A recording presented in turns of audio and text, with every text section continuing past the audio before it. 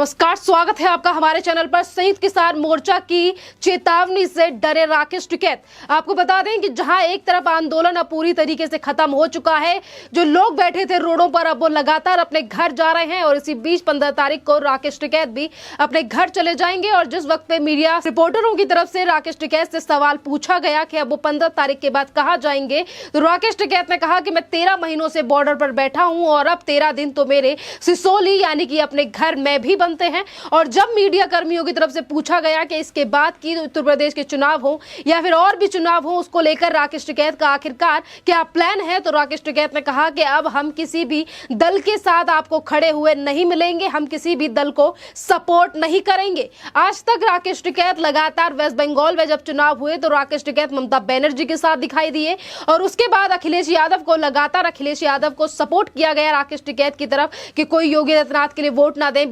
BJP सरकार ऐसी है वैसी है। पर आपको बता दें कि अभी पिछले ही दिनों संयुक्त किसान मोर्चा की तरफ से एक चेतावनी दी गई थी उन तमाम नेताओं को और राकेश टिकैत को कि अगर आपको राजनीति करनी है तो आपको संगठन छोड़ देना चाहिए। और शायद अब उसी बात का नतीजा है कि अब राकेश टिकैत शायद किसान मोर्चा संयुक्त किसान मोर्चा से निकाल दिए ना जाए, तो अब राकेश टिकैत का कहना है कि अब वो किसी के दल के साथ खड़े हुए नहीं दिखाई देंगे। अगर कोई राजनीतिक पार्टी कहती है कि हमने किसान आंदोलन को सपोर्ट किया, समर्थन किया, तो हम उनका धन्यवाद करते हैं, पर हम किसी दल के साथ आपको नजर नहीं आएंगे। अभी मैं घर जा रहा हूं, अपने घर पर कुछ टाइम स्पेंड करूंगा, उसके बाद मैं तमिलनाडु जाऊंगा। आपको बता दें कि अभी तक जिस तरीके से विपक्षी पार्टियों के पैसे पर लगातार ये आंदोलन चल रहा था और ये बात कहीं एक तरफ जनता की तरफ से कही गई तो कभी उन संगठनों की तरफ से की गई जो अभी तक संगठन राकेश टिकैत के साथ जुड़े हुए थे। और इसी तरीके की भारतीय किसान यूनियन की तरफ से भी कई बार इस बात को लेकर ऐलान किया गया कि राकेश टिकैत जो है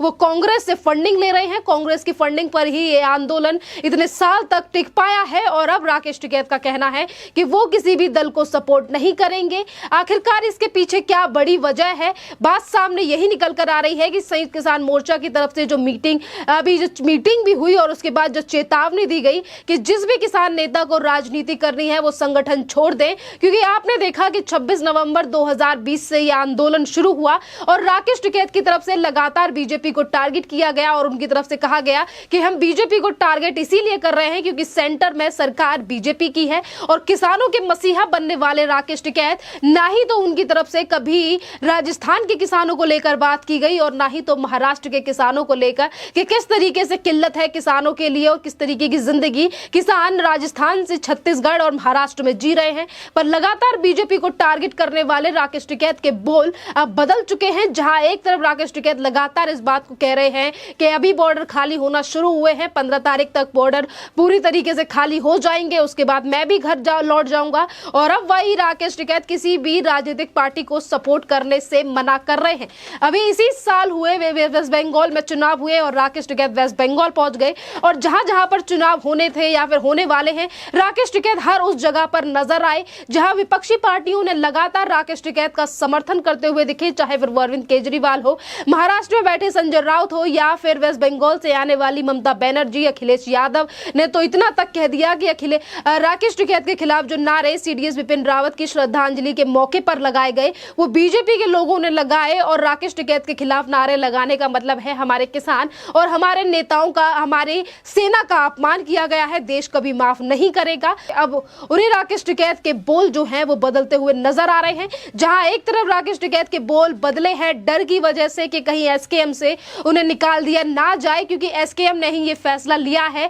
लगातार किसान नेताओं की तरफ से कहा जा रहा था कि लास्ट जो बात है, लास्ट जो कील ठुकेगी वो संयुक्त किसान मोर्चा की तरफ से कहा जाएगा कि आंदोलन खत्म करना है या नहीं करना है, क्योंकि राकेश टिकैत लगातार इसी बात को चाहते थे कि किसान आंदोलन खत्म नहीं होना चाहिए। राकेश टिकैत ने कई ऐसी मांगों को भी सामने ला के रखा जिसकी पहले से कोई चर्चा नहीं थी। राकेश टिकैत ने कहा कि 700 किसान जो मरे हैं उनके लिए सरकार मुआवजा दे, सरकारी नौकरी दे, जमीन दे, स्मारक बनाने के लिए, और कभी वो बैंकों के निजीकरण को लेकर भी धरना प्रदर्शन को बढ़ाने की बात उनकी तरफ से की गई। उन्होंने ये भी कहा कि अभी मीटिंग होगी और उसके बाद हम धरने को तेज करेंगे, गांव का किसान है वो दिल्ली आएगा और जो ट्रैक्टर है वो दिल्ली की तरफ मुंह करके खड़े हैं। अब जो कोशिशें थी राकेश टिकैत की वो जब एक एक करके फेल होती हुई नजर आ रही हैं, क्योंकि जहां संगठनों में एक तरफ फूट पड़ती हुई नजर आई, क्योंकि जहां आधे से ज्यादा संगठन चाहते थे कि वो घर जाए जाएं, क्योंकि केंद्र सरकार की तरफ से उनकी मांग मान ली गई है। तो वहीं दूसरी तरफ राकेश टिकैत अपने आंदोलन को जारी रखना चाहते थे।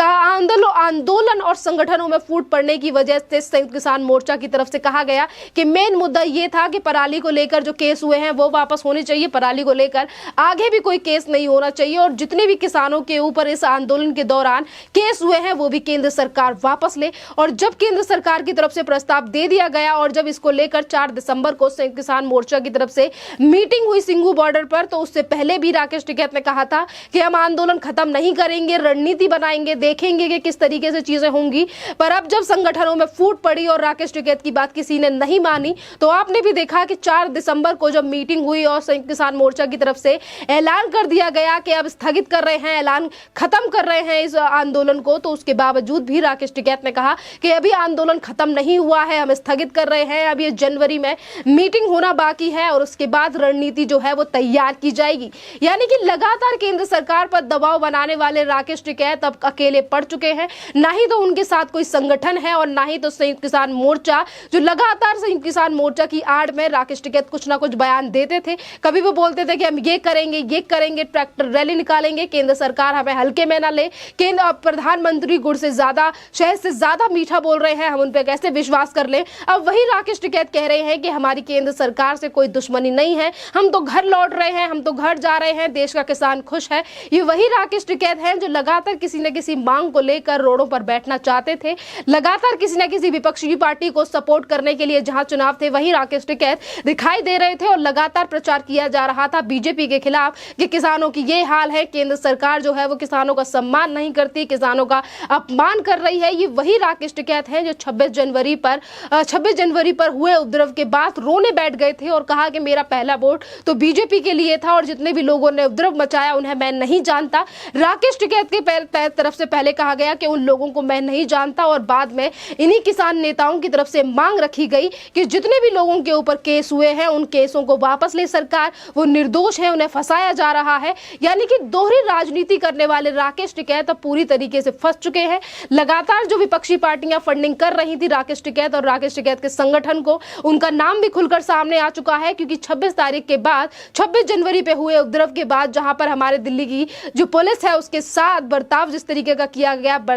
गया, हमारे राष्ट्रीय ध्वज का अपमान किया गया, देश को अपमानित करने का प्रयास किया गया। उसके बाद कई ऐसे संगठन थे जो कि इस आंदोलन से अलग हो गए और उन्हीं संगठनों की तरफ से कहा गया कि ये आंदोलन किसानों के लिए नहीं बल्कि कांग्रेस की फंडिंग पर चल रहा है, क्योंकि कांग्रेस इन्हीं किसानों के चलते अपना जनाधार ढूंढने का प्रयास कर रही है और राकेश टिकैत आने वाले समय में चुनाव लड़ना चाहते हैं और इसीलिए राकेश टिकैत अभी रोडों पर जमे हुए हैं। जहां लगातार इसी आंदोलन के दौरान कभी एक बंगाल से आई हुई महिला का रेप कर दिया जाता है, किसी व्यक्ति को जिंदा जलाया गया और उसके बावजूद भी राकेश टिकैत ने चुप्पी साध के रखी और लखीमपुर की जो दुर्घटना हुई उसमें राकेश टिकैत हमेशा बढ़ चढ़कर हिस्सा लेते हुए नजर आए। राकेश टिकैत ने ये तक मांग रख दी कि बीजेपी के नेता अजय टैनी को हटा देना चाहिए, उन सभी लोगों को फांसी होने चाहिए। तमाम तरीके से राजनीति करने वाले राकेश टिकैत आज जब अकेले पड़ चुके हैं और एसकेएम की तरफ से और तमाम संगठनों के नेता आज राकेश टिकैत के साथ नहीं है, जहां दर्शन पाल भी एक बार राकेश टिकैत के लिए बोल चुके हैं कि राकेश टिकैत को सोच समझकर बयान देना चाहिए, तो अब राकेश टिकैत जिस तरीके से अकेले पड़े हैं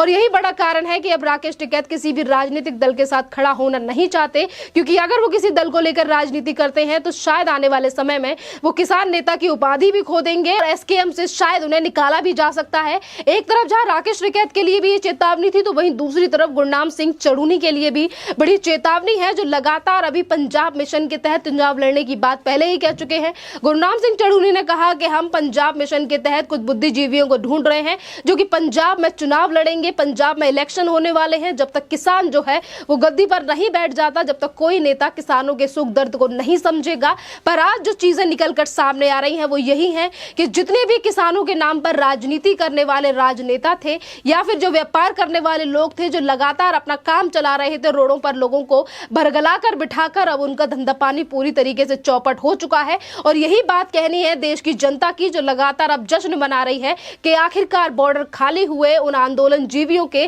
जो लगातार मासूम किसानों को बरगलाकर रोड पर बिठाकर केंद्र सरकार पर दबाव बनाकर सिर्फ और सिर्फ देश को बदनाम करने के लिए साजिश कर रहे थे। और रही बात उत्तर प्रदेश की, तो राकेश टिकैत का आगे चल के क्या माहौल रहता है, किस तरीके की बयानबाजी वो उत्तर प्रदेश के चुनावों को लेकर करेंगे, वो देखने वाली अहम बात है, क्योंकि राकेश टिकैत अभी कह चुके हैं कि उत्तर प्रदेश के चुनावों को लेकर वो कोई बात तब कहेंगे जब आचार संहिता उत्तर प्रदेश में लग जाएगी। ये बात देखने वाली है कि राकेश टिकैत जो आज ये कह रहे हैं कि वो किसी दल के साथ नहीं है, आखिरकार ये इनके बयान बदलते हैं या फिर से किसी पार्टी के द्वारा फंडिंग मिल जाएगी तो राकेश टिकैत अपने बोलों को बदल लेंगे। इस टॉपिक पर आपका क्या कहना है, आप हमें कमेंट करके जरूर बताइए। धन्यवाद।